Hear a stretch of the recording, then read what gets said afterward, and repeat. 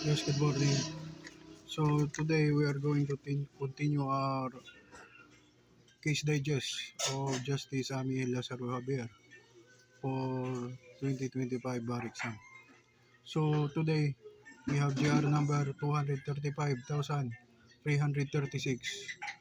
June 23, 2020. Unides P.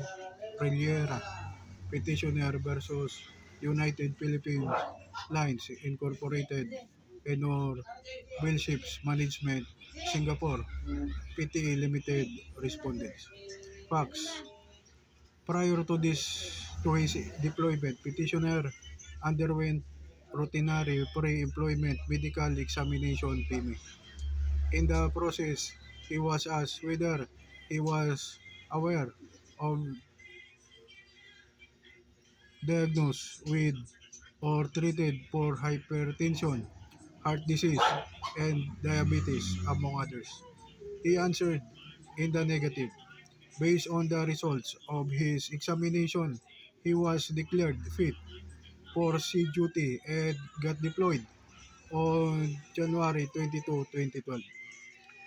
Issue 1. Is petitioner guilty of material concealment of a previous medical condition? 2.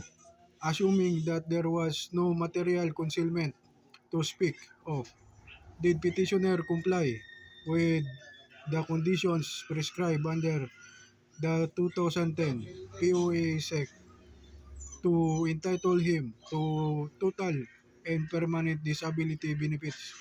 Conclusion. For not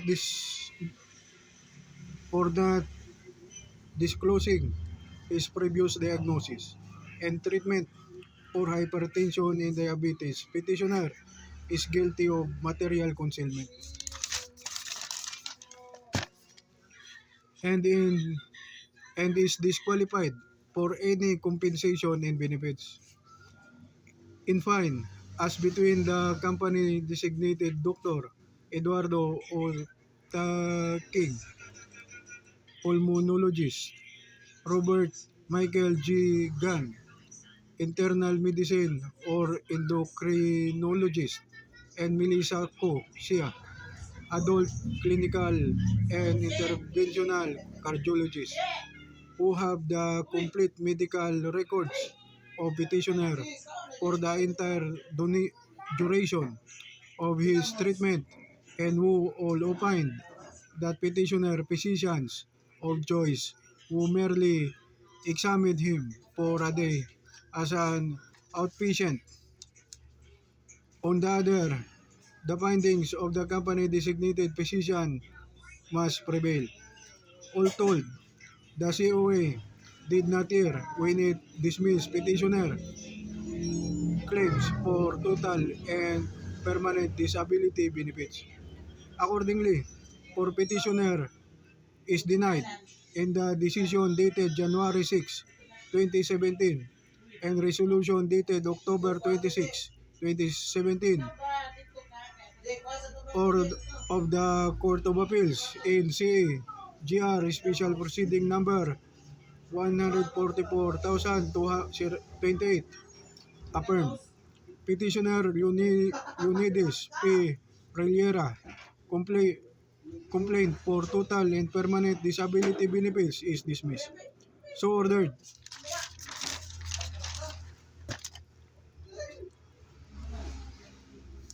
Doctrine.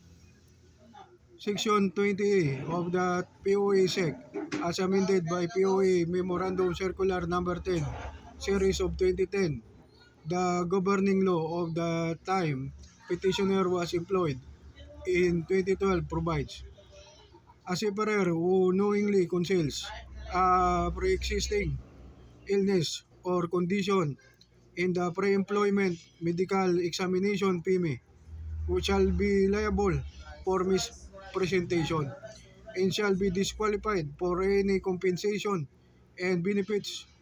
This is likewise a just cause for termination of employment and imposition of appropriate administrative sanction. Section 32A, Occupational Diseases. for an occupational diseases and the resulting disability of death to be compensable, all of the following conditions must be satisfied.